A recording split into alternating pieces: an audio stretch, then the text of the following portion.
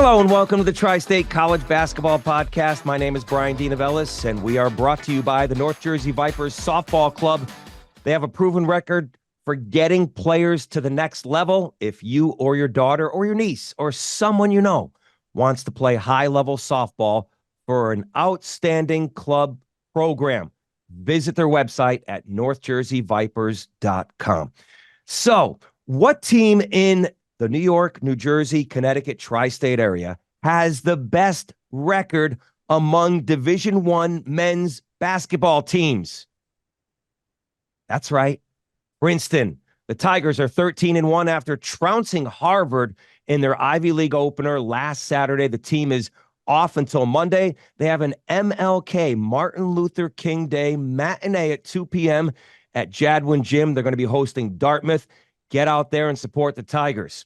It is my pleasure now to welcome to the Tri-State College Basketball Podcast the starting forward of your Princeton University Tigers, Zach Martini. Zach, thanks for coming on. Appreciate it, Brian. Really happy to be here. Thank you. Awesome. So, Zach, talk about this start that you guys are on here as a whole. How well is this team playing right now, and what has it been like? It's been a great first 14 games. We're having a lot of fun. We're translating and carrying over some of that magic we had in 23 into 24, and I think we really showed it on January 6th against Harvard. Yeah. So how have you been able to overcome some of the losses that you have last year, especially with the seniors that you had with Tosan, and making up for those players that are missing? Yeah, it's really hard to fill his role. I don't think anyone really can do that, but I think we just adapted, and Coach Henderson kind of changed the way we wanted to play. We had a lot of success playing through Tosan, and now we're having a lot of that success playing through Cade Pierce. And we're doing a great job of exploiting mismatches with Xavier. And we had a lot of guys that I know myself, Xavier, and Blake may not have started on last year's team, but we all played in high pressure scenarios and big time games. So we're all used to this high stakes environment, ready to play. Yeah. When you beat Harvard the way you did, look, you guys are just trying to win games out there, but it all seemed to come together. You hit a couple of big threes. I mean, I think you ended up with 4 threes in that game, you personally, Zach. So offensively, teams that don't really follow Princeton, I mean, you're putting up 89 points in that game. What worked so well against Harvard? We had to tell you the truth, we had a great look from our scout team all week, and they really applied the pressure onto us. And I mean, I can't speak enough how well they prepared us for that game. And then getting into the game, we were ready to go.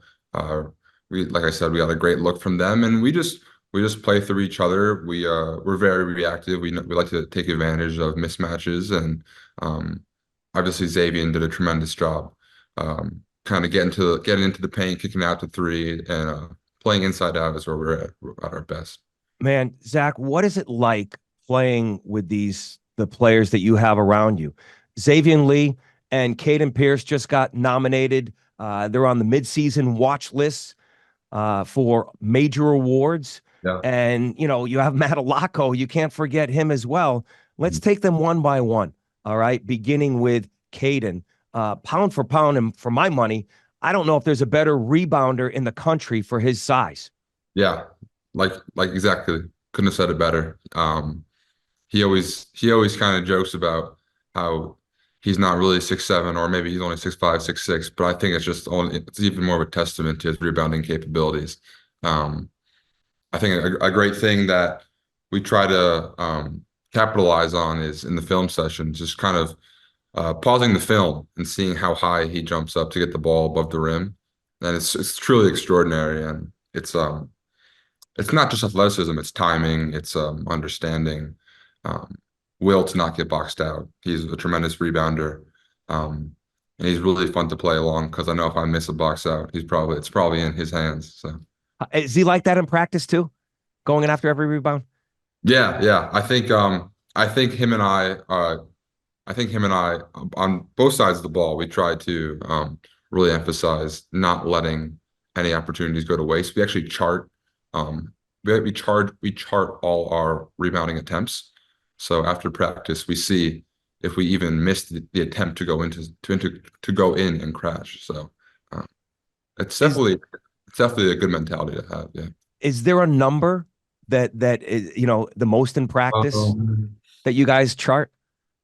no, we have percentages though, Okay. and um, on the offensive and defensive side of the ball, I this is arbitrary, but it's his is probably above 95%. Yeah. Oh my God.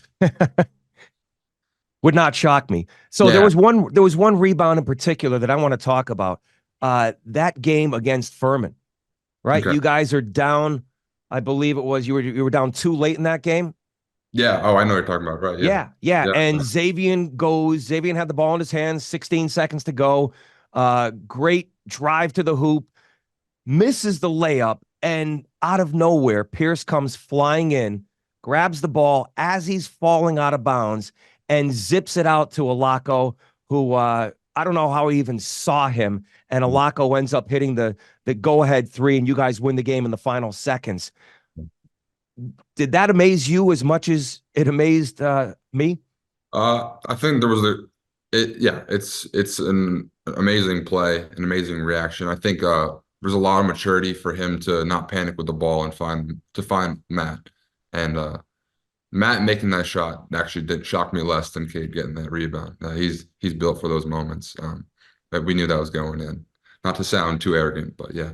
Yeah, you guys are built for these moments, like you said. You've had some, from the beginning of the season when you beat Rutgers in a game that nobody expected you to win, and that really set the tone, I believe, for this season. So we talked about Pierce, Alako. He's been doing it his whole career, getting game-winning jump shots and putting you guys in position to win. What can you say about him? He's um he's our leader on the floor. And you can't pick a better leader to lead a group into any game. He's all business approach. He's always talking, always encouraging us. Even if we think with the world's ended, he probably wouldn't think that. He's always got this belief that we're gonna win the game. And I quoted him saying that he's stubborn in a way that like you said, we're down 11 with 3 minutes to go against Furman. There was never a doubt in his mind that we were going to lose that game. He always thought we were winning that game.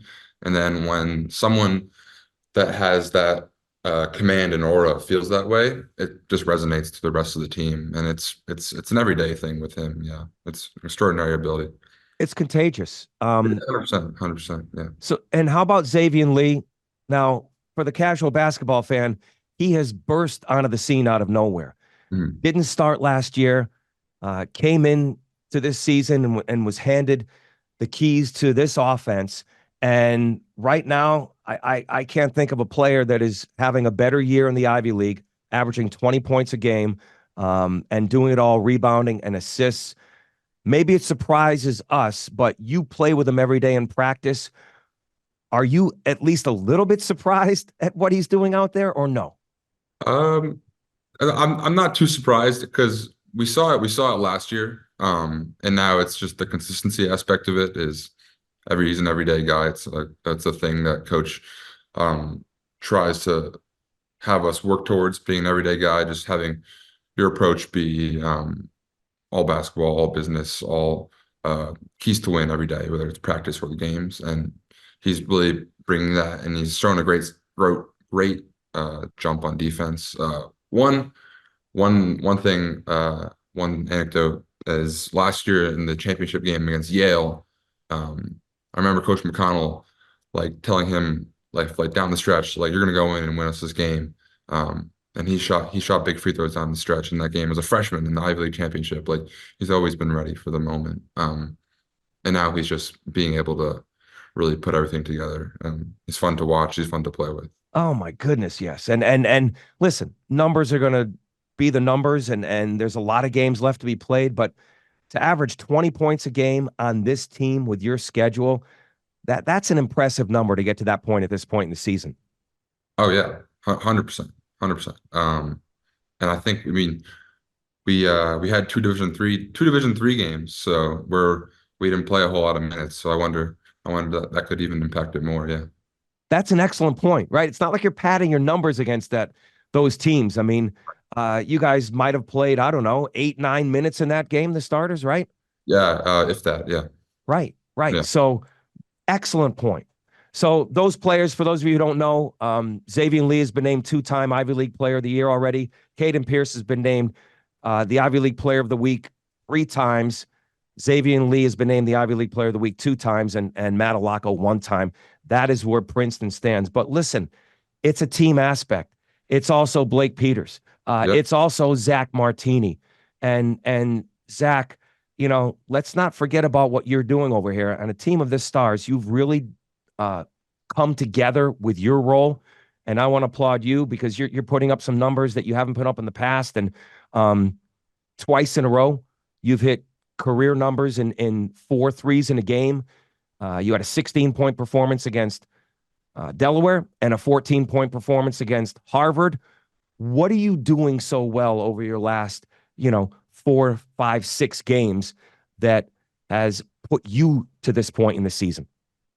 I think the main thing is confidence. I just feel like I'm at a great spot on both sides of the floor, really at peace with my role and what I need to do to help this team win games. And we have so many dynamic players on this team where their ability to get inside the paint really opens up my outside game. And to the point where I'm able to get off some pretty open shots, and they trust me to knock them down. And I've been doing that at a pretty effective clip right now. So yeah, I'm just really pleased. And I know trying to carry it over into the rest of the Ivy League. Everybody on this team is capable of shooting threes, Yes. and you're at the top of that chart. Last 6 games, 16 for 22, 16 for 22 from 3, 48% from the season. How much do you practice, Zach? How for this to be this good at this point? Yeah. How much do you put into practice? I don't want to say my workouts are one dimensional, but they almost are. It's just getting tons of before practice, working out with Coach Rowley or Coach Brett, and we're just getting threes within our offense. Whether that's just mostly catch and shoot shots, but just getting into different actions, whether it's a screen down, a drift screen, sprinting to the corner, transition threes, just almost the workout is the same almost every game, almost every day. So I shot a transition 3 against Harvard, and I've never really shot that shot in the game, but I shoot it every day. So that's something that Coach Lawrence and Coach Brett both kind of echoed to me. So yeah. You're not just, coming off a screen, catch and shoot, Yeah. right? You can create off the dribble and, like you said, in transition. Yeah, yeah. Just trying to read what the defense is giving me. One of the great things about Coach Brett is our workouts. I might be shooting the same shots, but it's always so we're playing Dartmouth on Monday. How can I get shots against Dartmouth? How can I get shots against Harvard? That was Saturday's. That was last week's workout. So the workouts changed, but the shots are the same. So Okay. yeah, Zach, one area of the game I'd like to see you improve on is free throws. You're only shooting 100%. yeah, However, 5 free throws all year, Zach, 5 for 5. yeah, How are we yeah. going to get those numbers up a little bit? Yeah, I gotta be one thing I think I can improve on is if I have a smaller guy on me, just trying to take advantage of the mismatch down low, and I think that'll help my numbers out. And even though maybe one day I won't be shooting 100%, more attempts might be okay. I actually was joking with Coach Brett. I think it's been a year since I've missed a free throw. Uh-oh. I shot 6 for 7 from the line last year, so yeah. I'm sure you shoot a lot in practice too, right? Because you want to be ready for those moments. 100%, 100%. Every practice we end with making 12 in a row. So yeah. You individually or as a team? Team, yeah, team. It's So practice does not end until the team makes 12 in a row? we have 10 minutes to make 12 in a row, 2 guys per hoop. After those 10 minutes, if you haven't made them, it's 5 push-ups for the team. So it's a good way to end practice. We're usually pretty consistent, around 5-10 push-ups a practice. Maybe 1 or 2 guys will miss. Okay. Yeah, yeah. Yeah, and just another way to get players conditioned and ready for shooting free throws when it counts. Yeah. So we lost to St. Joe's by 4. Xavier Lee and freshman Dalen Davis missed 4 free throws down the stretch, and I know they were pretty hard on themselves for that. But then our next D1 opponent, Delaware, we won by 2 points, and the two of them hit huge free throws down the stretch. So I think that just shows that they're putting in the work. Yeah, it was good. Happy for those guys. Good stuff. Great Yeah, stuff. yeah, Zach, for you personally, I want to bring our listeners into this. Your story has been documented. Last year, your junior year in October, you were going through practice and I guess routine practice, yeah. setting a screen or taking a charge. I believe you took a Or, charge and you suffered a collapsed lung mm, and you were in the hospital for 5 nights. You mm, missed 6 weeks, the first 6 games. Man, for anyone who hasn't had that, and I can't imagine going through that. What was that like for you when you found out what you had and trying to recover from that? yeah, it was at the moments leading up to me getting into the ambulance were probably the scariest, I don't know, 20 minutes of my life. It was really tough to breathe, just hyperventilating. It was a scary experience, but it was like it was a fluke injury. I mean, I don't know the odds of that happening ever again are. It's very low. The doctors obviously cleared me to play. And but it was just it was scary. My first immediate thought was I ever going to be able to play how I play again? And that's kind of just a rugged physical player who kind of relies on effort and being, like I said, physical. So that was the biggest mental hurdle for me to get over. And I knew I needed to take a charge again once I got cleared to kind of reset everything and be who I am. And last year was filled with ups and downs, and that was kind of I was in a strange mental space. Yeah, it was a really hard thing because my body was totally fine, but I had this like strange internal injury. I could move well, but there was always that kind of what if in the back of my head. So the first game back, I got cleared. We played Drexel, and I took a charge within 2 minutes on a 6'11", 250-pound defender. Uh, Wow. and that was like, for me personally, that was like some of the most fun I've had playing basketball was that moment right there. I know my mom was terrified, but I bet. it Uh, was, I needed, that's you're not going to change the way you play, Zach. I yeah, mean, and that goes with every competitor out there. So that moment was proof to you, like, okay, I'm good now. I'm Take a good. breath and Exactly. let's go. Exactly. I mean, it hurt. It's what it was, but it was play to get us the ball back, and more importantly for me to just be myself again. Yeah. Yeah, well, good to see you. Do you know how many charges you've taken since then, or is that number in your head Uh, as well? I don't know. No, it's probably over 10. Yeah. Okay. Yeah. And anyone who's ever taken a charge, I mean, they're not easy. Every charge is not created equal. Oh, no. And there's a new rule this year. I'm not sure if you're informed of it. I'll butcher it trying to explain it, so I'll spare you from those details, but Thank um you. they're they're really leaning away from charges. They're calling more block calls this year. I think the advantage was for the defender in years past. There's no doubt about it. And Yes. every single um flop or bang bang play, they automatically said charge. Mhm. But you got to earn it. You got to earn it now. Yeah, I agree. 100%. Okay. All right. Well, great to see you back out there. And obviously it's been more than a year. It's been whatever it's been now, Yeah. 16 Yeah. months or I'm like, so. yeah. But I'm glad you shared that with us because, it's a scary moment and it's not something that everyone very rarely, like you said, experiences in their life. Mhm. So, coming out of Gil St. Bernard, Zach, what kind of offers did you have and why did you pick Princeton? I uh I had a handful of offers, mostly around the East Coast. I was really leaning towards here, Yale, and University of Vermont. Like you said, a local guy. So I really got to.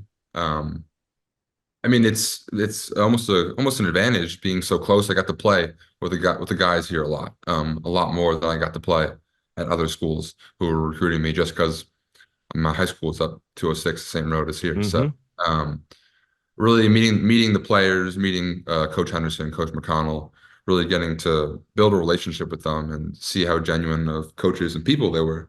Um, really molded my decision. I never ever thought I would go to school so close to home, but uh, I mean, it's been amazing. 4 years, yeah, Best choice of your life?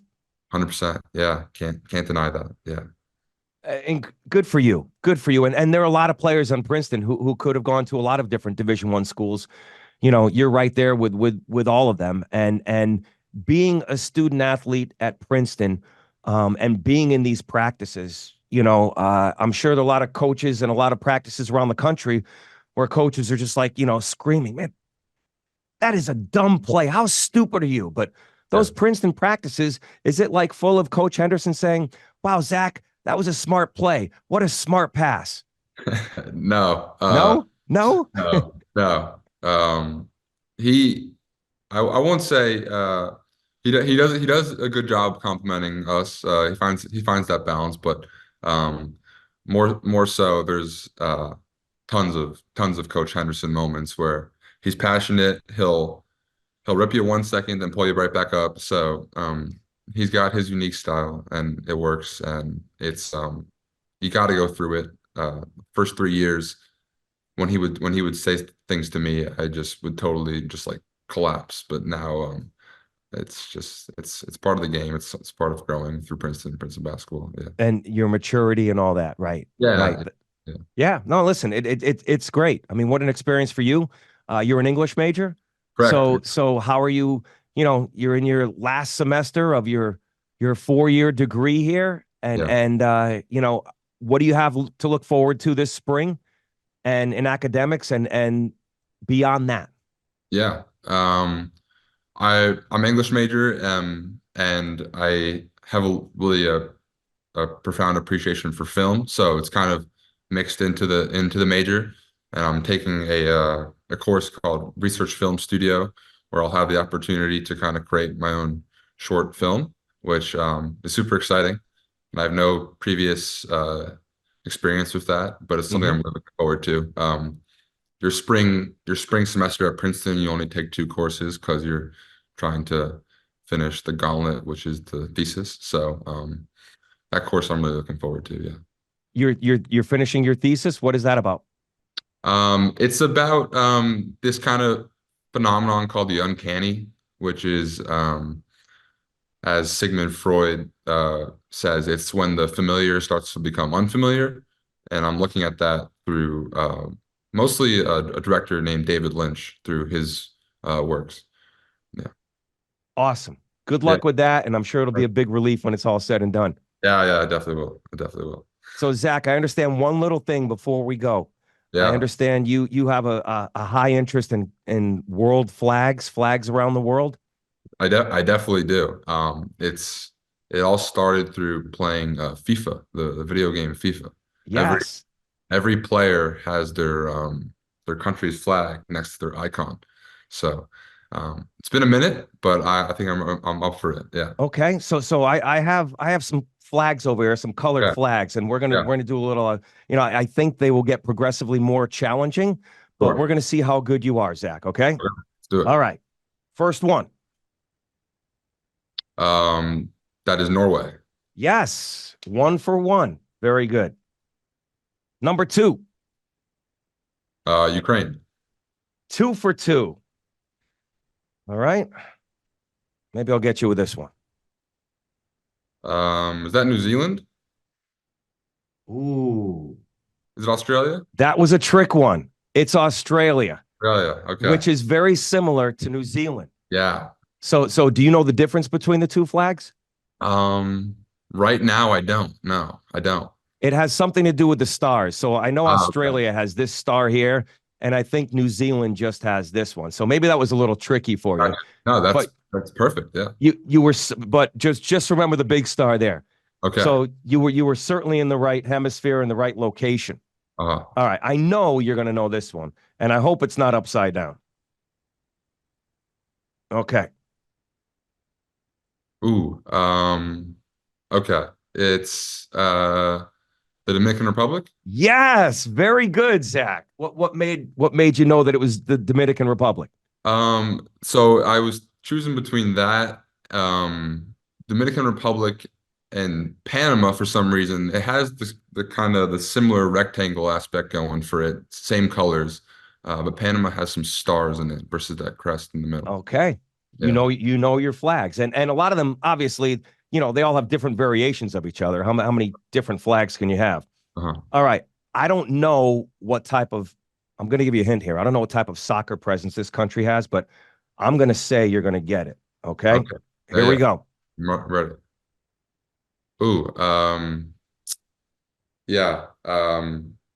Is it Eritrea or is it It's no, not Eritrea. Ethiopia? It is not Ethiopia. I'm going to give you one more. Wait. Is it no? Is it Djibouti? Yes. What?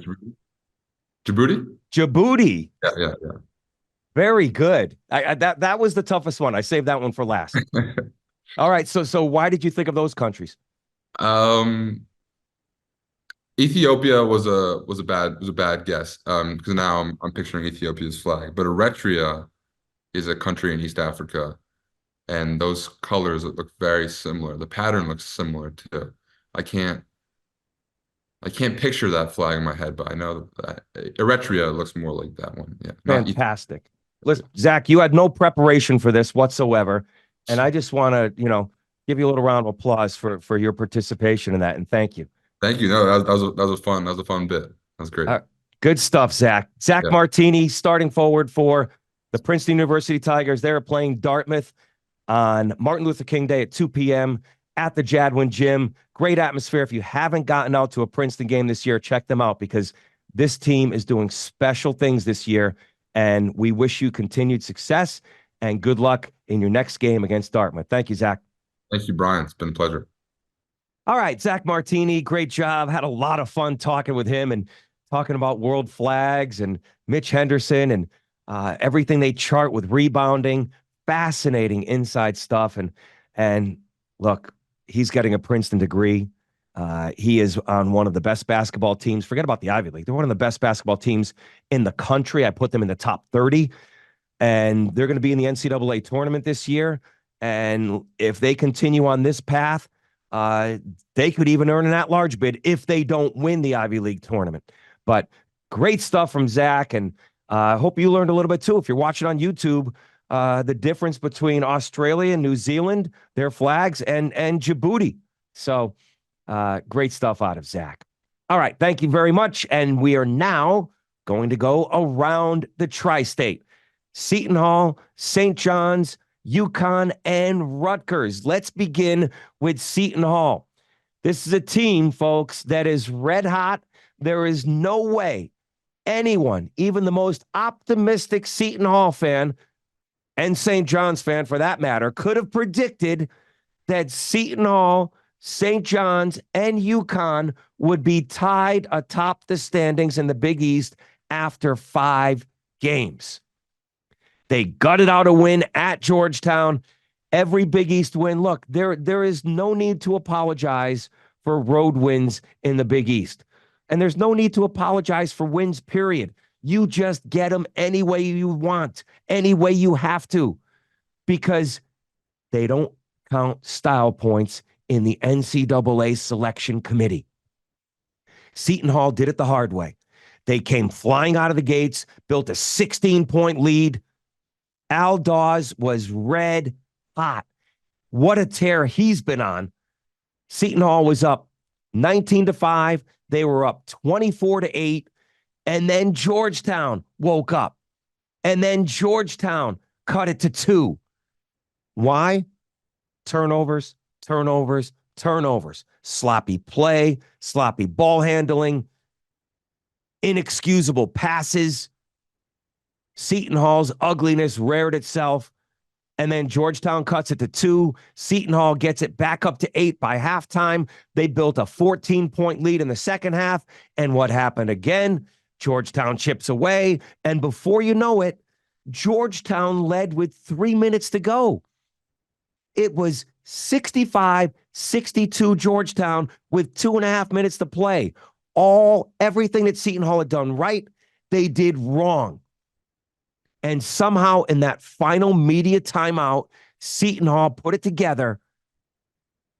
Why? Because they did it on the defensive end of the floor, and it was none other than Dylan Adewusu who was the catalyst.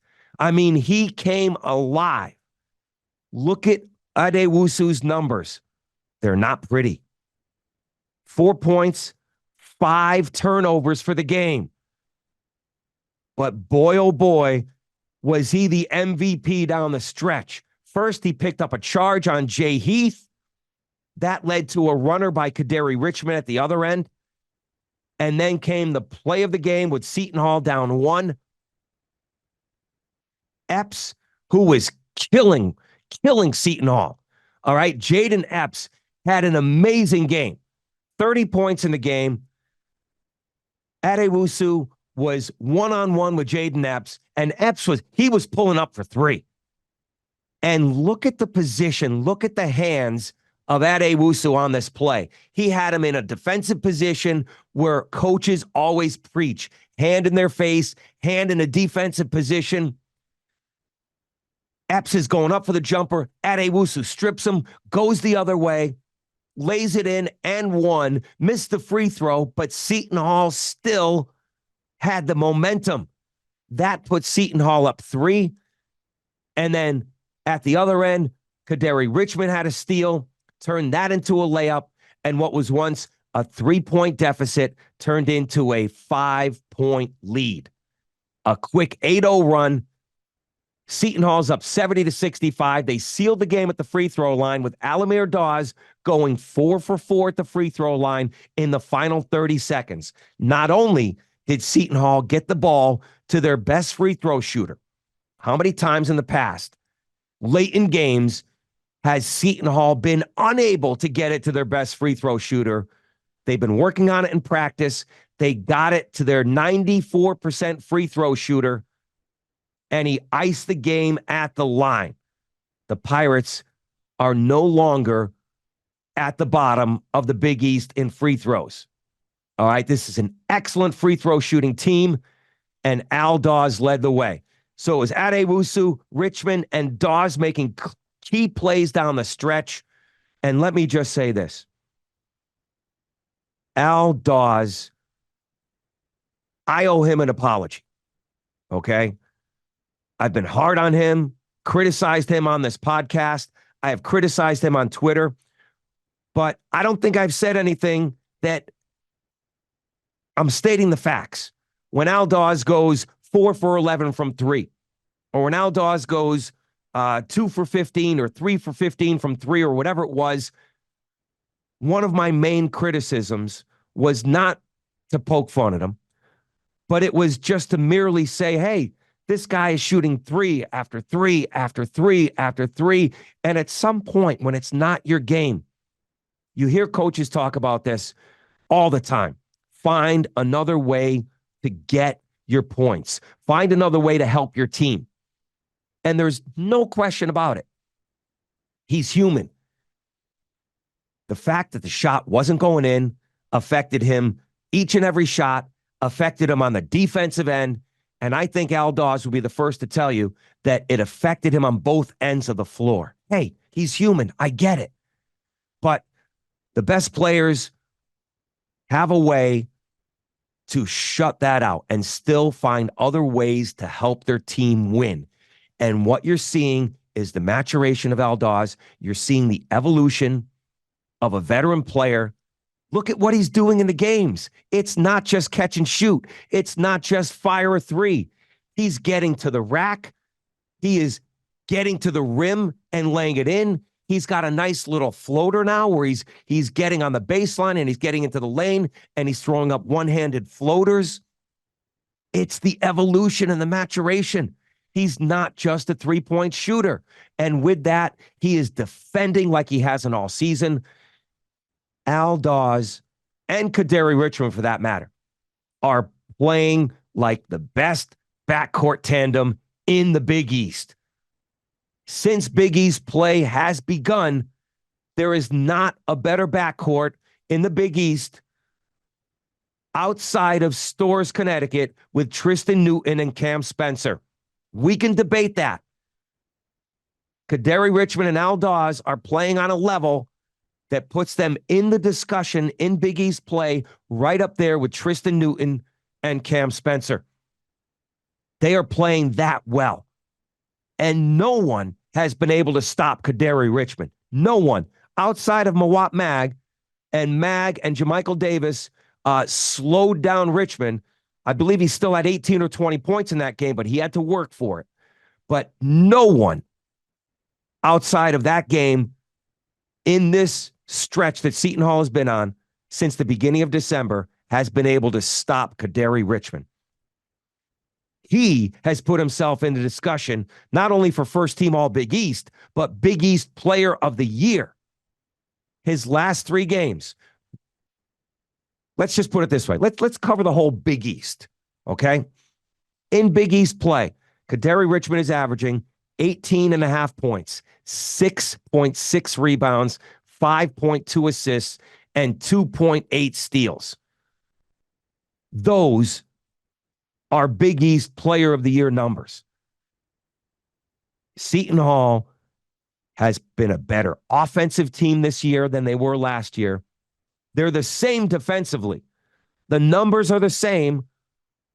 They're maybe giving up a few more points a game, but shooting percentages are exactly where they were last year at 41.5% field goal percentage. That is what Seton Hall is allowing. That's virtually the same as last year.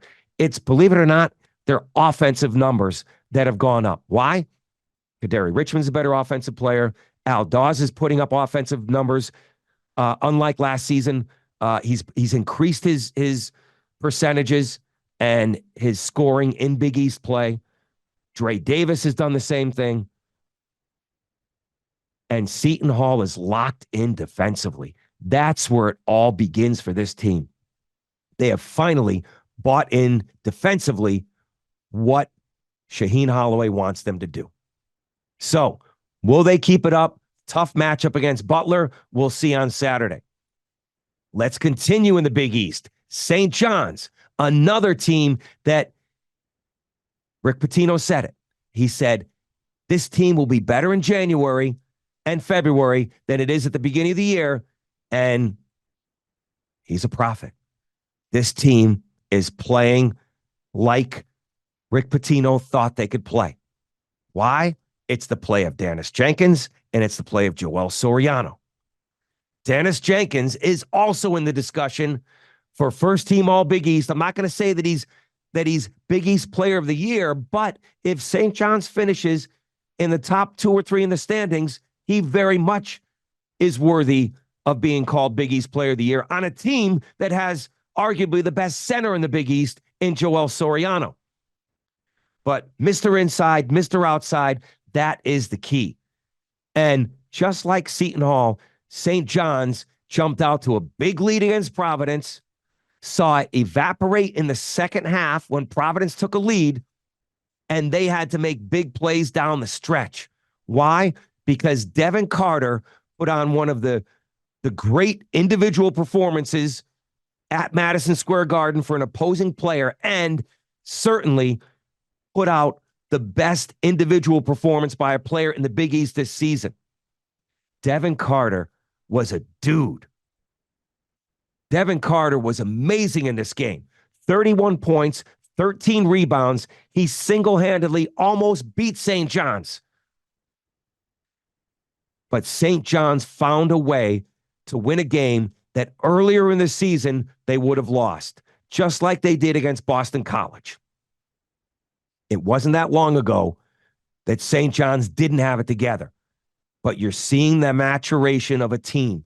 You're seeing the evolution of players playing and knowing what is expected of them from Rick Pitino.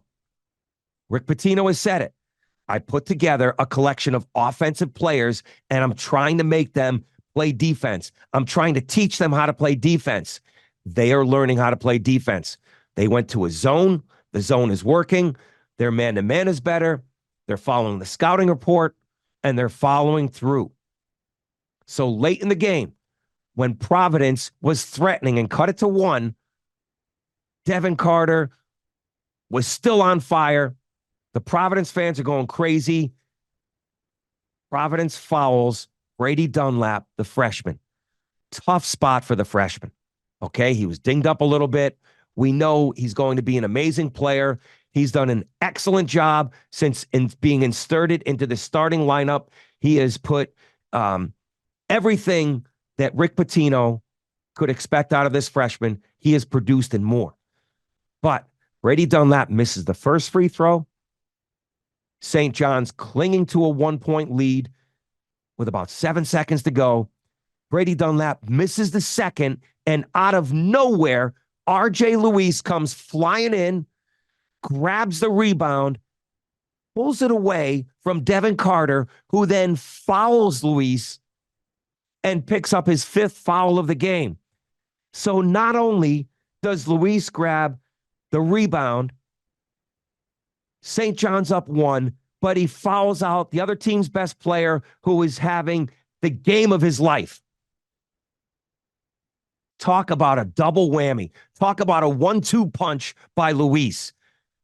And if you look at the replay, you saw Ticket Gaines, Devontae Ticket Gaines, trying to box out Luis, and Luis he kind of tosses him aside, but Ticket Gaines was off balance and then just went to the floor, crumpled to the floor, and Luis goes and gets the rebound and gets fouled.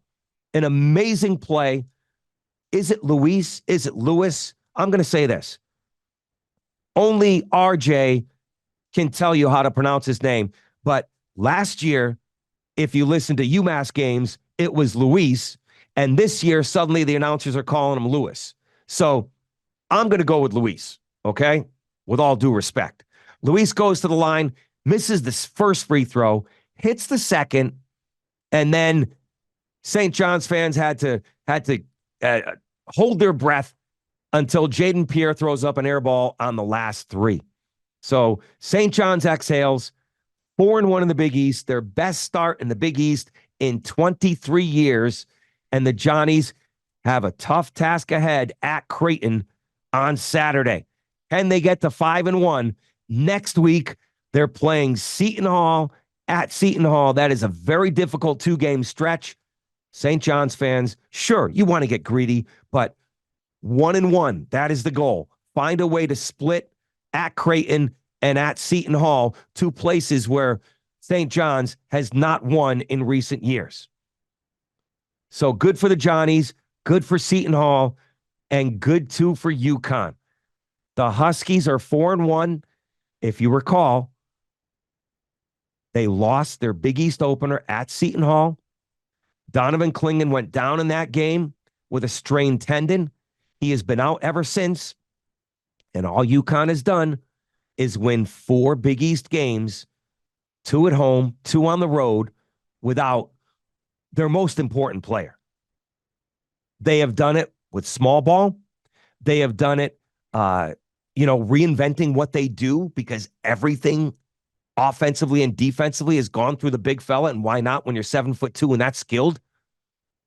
We've seen the other players step up and make a difference. Stephon Castle is healthy, and he's playing like the Big East Freshman of the Year. Everyone has picked up their game. All right? Alex Caravan has come alive in the last few games, and he has found his stroke once again. Cam Spencer is putting up Cam Spencer numbers, and Tristan Newton is playing like a Big East Player of the Year candidate. UConn was in a dogfight at Xavier. UConn was in a situation where they did not play a great first half. They were being out-rebounded 20-14. Xavier had 12 second-chance points. And UConn had to regroup. UConn had to find that grit, that toughness that they found in the second half against Butler. And they found it. They made shots. Tristan Newton had an awful first half. Xavier was doing everything they could to bottle him up and stop him. At one point, he was 2 for 8. And then after that, he came alive. And UConn had a 10-0 run in the second half. Tristan Newton was the catalyst, hit back-to-back threes in that 10-0 run. UConn took the lead. They took control of the game. And it was Newton who later iced that game with 6 seconds to play by hitting 2 big free throws. This was a team effort, getting contributions from everyone. Hassan Diarra has been, listen, you want to say he's 6th man of the year in the Big East? I'll go with that. He's certainly one of the most valuable players coming off the bench for the national champs. And I don't know if UConn wins at Butler or at Xavier without the grittiness, without the defensive awareness of Hassan Diarra, and without his production. Because against Butler, he scored all 9 of his points in the second half. Against Xavier, he scored all 11 of his points in the second half. And his last 3 games, Hassan Diarra is 11 for 14. 11 for 14 from the field, 6 for 8 from 3, and averaging 11 points a game. There's a player who knows his role, accepts it, and excels. Tristan Newton, 16 points, 11 rebounds. Alex Karaban took an elbow to the face, needed stitches to close up a gash on his forehead. And afterward, in case you didn't see it, Danny Hurley said, I don't know what happened. They're going all WWE out there, and they pulled some Dusty Rhodes shit. I love it. Only Dan Hurley would make a Dusty Rhodes reference. They're pulling some Dusty Rhodes shit out there, like a chair across the face, or, cutting their forehead with a razor blade like they used to do in the old WWF when it was called the WWF, right? To show blood coming down. They would actually do that. These wrestlers, for show, for real blood, right, would take a prop chair across the head, or they would get thrown over the ropes. And as they're on the ground, writhing in pain, they would literally take a razor blade and throw it across their forehead. Only Dan Hurley would make a Dusty Rhodes WWE reference. Well, Alex Karaban was not in the WWE. They stitched him up. He finished the game. There was no foul called on that play. And Alex Karaban is a hockey player, ladies and gentlemen. Stitched him up. Get out there. Get back out there on the ice. And UConn pulls it out. So now, I'm not sure of the availability of Donovan Clingan in this game against Georgetown, but either way, UConn is going to try to win their 5th straight game with or without Donovan Clingan against Georgetown. We'll see if they can get it done and remain in first place in the Big East. How great would it be if UConn wins and St. John's wins and Seton Hall wins, and somehow on Tuesday at the Prudential Center, we have Seton Hall hosting St. John's for first place in the Big East. Either way, that is a huge game, and we'll see what UConn can do as well. And last but not least, let's talk Rutgers. They needed a win in the worst way to stop the bleeding, stop the hemorrhaging, and along came the perfect antidote. Rutgers could not have handpicked a better opponent than the Indiana Hoosiers daddy. Hoosiers daddy. This is a team that Rutgers has absolutely owned at Jersey Mike's Arena and owned over the last 6 years, winning 9 of the last 11 matchups. Now, yes, Rutgers still can't shoot. They struggle from 3. They can't even hit layups. But what they have found, and we've talked about it here, I have talked about it over the last 2 weeks, they must defend, they must rebound, they must turn you over. They need to win ugly. There's going to come a game where these shots do fall. Law of averages say they eventually are going to fall. But the majority of the time, they won't fall. And when they don't, Rutgers has to do those three things: defend, rebound, turn you over. Let's take them in order. All right. They defended. They held Indiana to a season low 57 points. Indiana also scored 57 in the loss to UConn at the Garden earlier this year. The Hoosiers shot 33% in the second half. Great job of defending on Malik Reneau. Reneau. Great job of defending by Cliff Amori and Antoine Woolfolk. Reneau scored 13 points, but for the majority of that game, for the first 30 minutes, I think he was at like 6 points. All right. The 2-3 zone was terrific. It seems to take coaches a while, halfway through the season, to install their zone defense. Whatever it is, the man-to-man is easier to teach than the zone.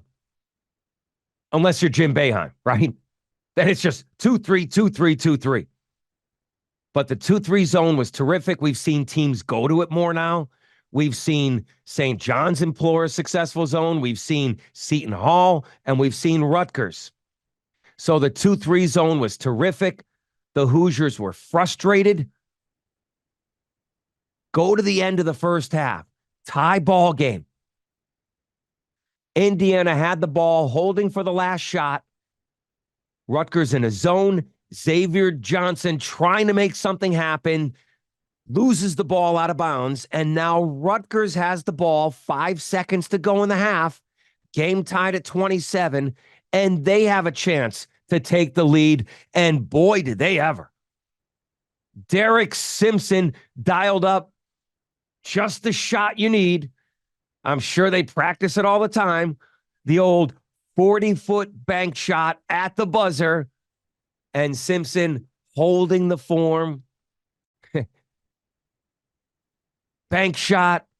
He runs into the locker room, hand held high. Rutgers goes into the half with a 30-27 lead. That wasn't a turning point, but it was certainly in Rutgers' favor, where they had momentum going into the half. Every shot counts. Those 3 points were big, especially with Rutgers jumping into the lead in the second half and fighting off Indiana in the second half with their defense. All right. They also did it with rebounding. They out-rebounded a longer Indiana team by 11. That should not go unnoticed. 51-40. But this is what Rutgers does against Indiana. They are tougher. They are stronger. They have a better will. They out-rebound them. And case in point, in the second half, Rutgers going to that 2-3 zone, there were 2 big weak side rebounds by Derek Simpson. The shot goes up from the left side. Derek Simpson is the weak side rebounder. On the right side, has his man sealed off. And of course, like most jump shots from the opposite side, if they miss, they hit the rim and continue going opposite. They're usually not short, the majority of them. Simpson was where he needed to do, sealed off his opponent, his offensive player, and then ran down the ball in the corner for 2 big defensive rebounds. Rebounding right up there with defense keyed this Rutgers win. And the third key point were the turnovers. 18 in all by Indiana, leading to 18 points for Rutgers.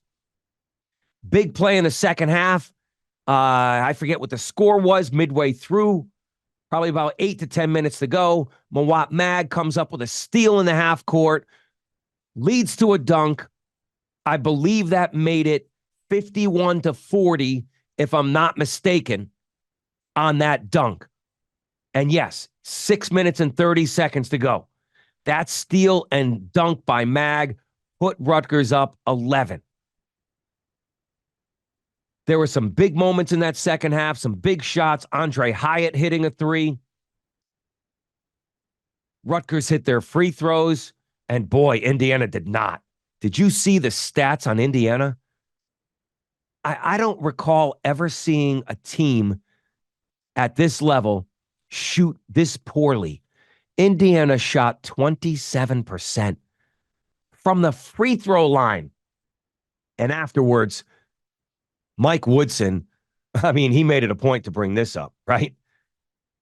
He brought up the free throws. He's like, there's supposed to be free throws, right? He's like Tone Loc, Funky Cole Medina.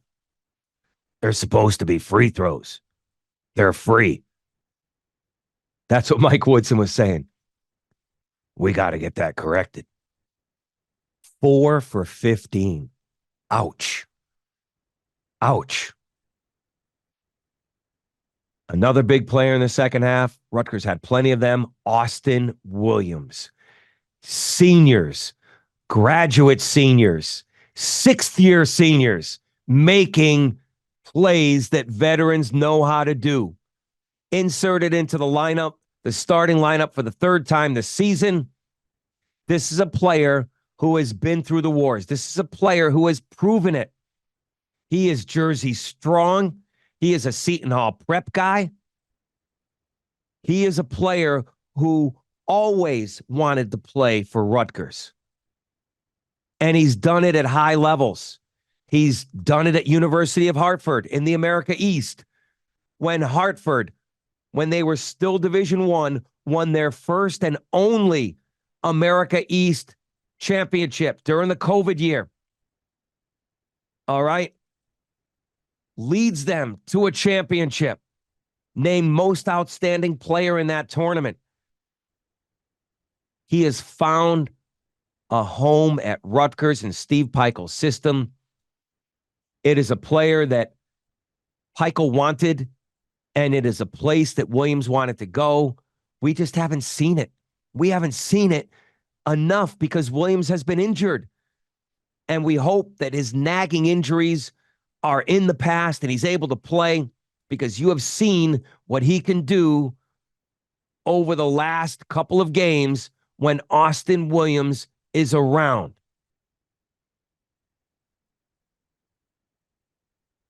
$10 points, 6 rebounds for Austin Williams in this game. He has been a catalyst. He has been a player that, when inserted into that lineup, is making plays.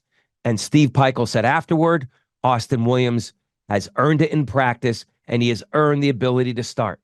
He is an X factor for Rutgers. Pikiell brought out his seniors to this post-game press conference following the win over Indiana. He brought out Hyatt. He brought out Mag. He brought out Williams. These players, Cliff Amori, another senior. If Rutgers hopes to follow up this win with a win at the Breslin Center against Michigan State, a place where they haven't won ever, 0-7 all time. If Rutgers expects to win a game that Michigan State will be heavily favored, they're going to have to do it in this fashion. And hopefully the shots will fall. But if they're not, it's going to have to be a grind, an ugly type of win again. Michigan State is the bigger team. They're more physical. But if Rutgers can be more physical than them like they were against Indiana, there's hope that they can win this game. All right? Because Michigan State, they were top 5 preseason. Top 5. I mean, they're not even top 50 right now. They're 1-4 in the Big Ten, and that doesn't happen under Tom Izzo very often. 25% of the way into the Big Ten schedule, and Tom Izzo and Michigan State and Michigan are at the bottom of the Big Ten at 1-4. Now, Rutgers isn't much better at 1-3, but that's what you're looking at here. A chance to stay out of the basement, a chance to get some momentum going into next week. Who's going to win this game? It's going to be a battle of wills that is going to determine the outcome of this game. Who can make the play in crunch time? I feel it's going to have that type of element to it. Who can make the plays in crunch time?